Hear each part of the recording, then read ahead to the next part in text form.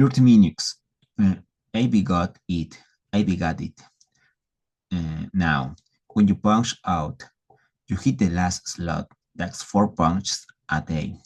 Then you go home or to your room or wherever sleep. Come back and hit it for more times each working day until you get fired, quit, die, or retire. I begot it, and I want you to know that you'll be delayed in my indoctrination speech to all new employees, of which you, at the moment, are not.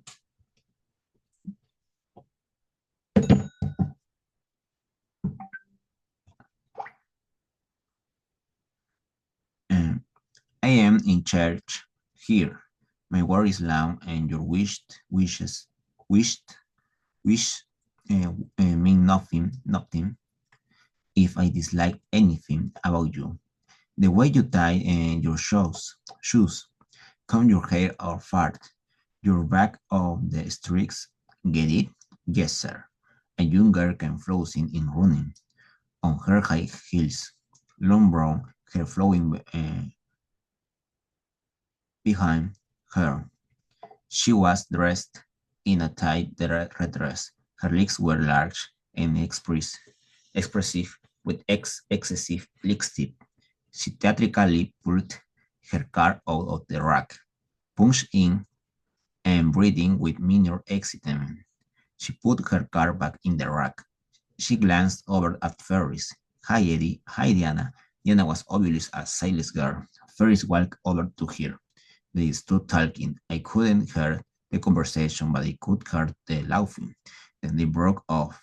Diana walked over and waited for the elevator to take her to her work. Forrest walked back toward me holding my time card. I punched in now, Mr. Ferris. I told him, I, I'll do it for you. I want to start you all right. Ferris inserted my time card into the clock and stood there. He waited. I heard the clock click. Then he did. He put my card in the rack. How late was I, Mr. Ferris? 10 minutes. Now, follow me. I followed along behind him. I saw the group waiting for men and the 3 women. They were all out. They seemed to have cellular problems. Little clumps of spittle had formed at the corners of their mouth. The spittle had dried and hit and turned white, and then the being coated by new with spittle. Some of them were to him, others too fat. Some were near-sighted, others trembled. One old fellow in a brightly colored shirt had a hand on his back. They all smiled and coaxed, puffing at cigarettes. They got it, the message. Mercer Starbuck was looking for stayers. The company didn't care for employee turnover, although these new recruits obviously weren't going anywhere but the grave until they remained grateful and loyal employees, and I had been chosen to work alongside of them. The lady in the employment office had evaluated me as belonging with this pathetic group of losers. What will the guy in high school think? They saw me,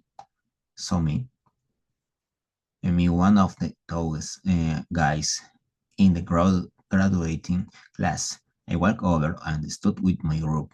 Ferry sat on a table facing us. A shaft of light well fell upon him from an overhead transom. He inhaled his cigarette and smiled at us. Welcome to Mir's Starbuck. Then he seemed to fall into cerebity. Perhaps he was thinking about when he had first joined the department store 35 years ago. He blew a few smoke rings and watched then rise into the air. His half-sliced air looked impressive in the light from above. The guy next to me, a little pretzel of a man, knifed his sharp little elbow into my side. He was one of those individuals whose glasses always seemed ready to fall off. He was uglier than I was, Hi, he whispered. I'm Mewks. Other Mewks. Hello, Mewks. Listen, kid, afterward lets you and me make the bars. Maybe we can pick out some girls. I can't, Mewks. A friend of girls? It's my brother. He is sick. I begot to watch over him. Sick? And worse, cancer. He was to be thrown a tube into a bottle strapped to his leg. And first man began again. Uh, your starting salary is 44 and a half cents an hour. We are now in union here. Management believe that what is fair to company is fair to you, eh, is fair for you. We are like a family, dedicated to serve and to profit. You feel each receive a 10% discount on all merchandise you purchase from Starbucks. Oh boy, Mewks said in a low voice. Yes, Mr. Mewks, it's a good deal. You take care of us. We'll take care of you. I could stay my Mears Starbucks for 47 years.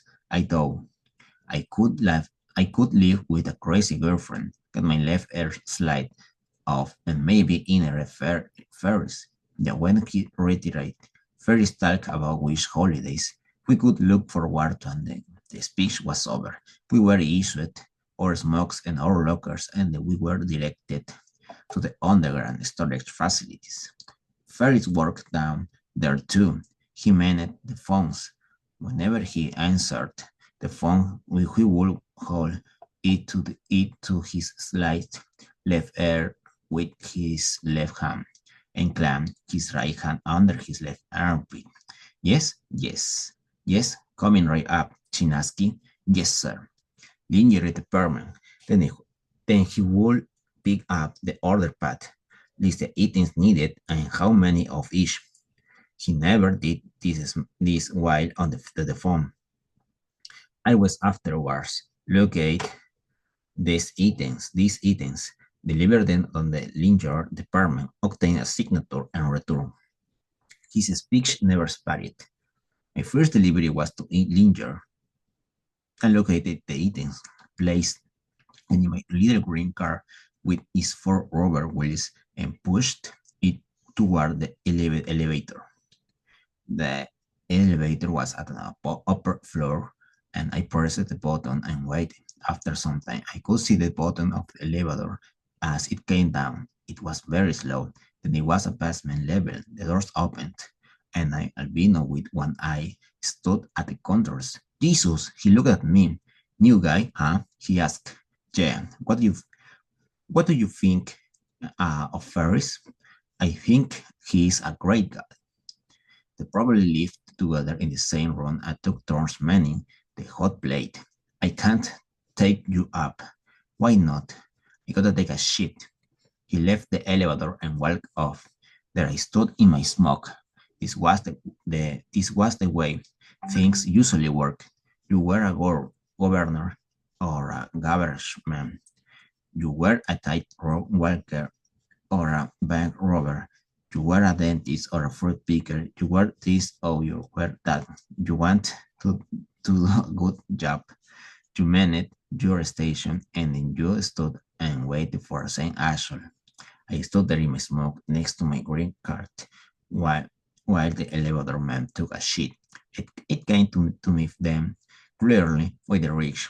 Golden boys and girls were always laughing. They knew the Albino returned.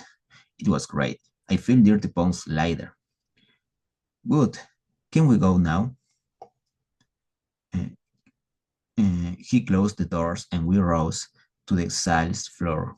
He opened the doors. Good, good luck, said the albino. I pushed my green card down through the iceless cloaking for the Linger department and Miss Meadows. Miss Meadows was waiting. She was slender and classy looking. She looked like a model. Her arms were folded. As I approached her, I noticed her eyes. They were in emerald green. There was depth. I knowledge there. I should know somebody like that, such eyes, such class. I stopped my car in front of her counter. Hello, Miss Meadows, I smiled. Where the, where the hell have you been? She asked. I just took this long. Do you realize I have customers waiting? Do you realize that I am attempting to run an efficient department here? The sales clerks got the cents and or more than we did, plus commissions. I was to discover that they never spoke to us in a friendly way, male or female. The clerks were the same. They took any familiarity as a friend. I began a good mean to fun, Mr. Ferris. I'll do better next time, Miss Meadows. I placed the goods on her counter and then handed her the form to sign, scratched her signature furiously on the paper, then instead of handing a back to me sheet threw it into my green card. Chris, I don't know where to find people like you. I pushed my car over the elevator, hit the button, and waited. The doors opened, and I rolled on in. How did it go? Delvino asked me. I feel 30 pounds heavier, I told him. He grinned. The doors closed, and we descended. Over dinner that night, my mother said, Henry, I'm so proud of you that you have a job. I didn't answer. My father said, well, aren't you glad to have a job? Yeah. Is that all you can say? Do you realize how many men are unemployed in this nation now? Plenty, I guess. Then you should be grateful. Look, can we just eat for food? You should be grateful for your food, too. Do you know how much this meal costs? I shoved my plate away. Shit, I can't eat this stuff. I got up and walked to my bedroom. I began a good mind to come back there and teach you what is what. I stopped. I'll be waiting, old man. Then I walked away. I went in and waited, but I knew he wasn't coming. I set the alarm. To get ready for Mer's Starbucks. It was only 7:30 p.m. But I undressed and went to bed. I switched off the light and was in the park. There was nothing else to do, nowhere to go. My parents would soon be in bed with the lights out. My father liked the slogan, early to bed and early to rise, makes a man healthy, wealthy, and wise. But I hadn't done any of that for him. I decided that I might try to reserve the process. I couldn't sleep. Maybe if I masturbate to Miss Meadows, too cheap, too cheap, and wallowed there in the dark, waiting for the something.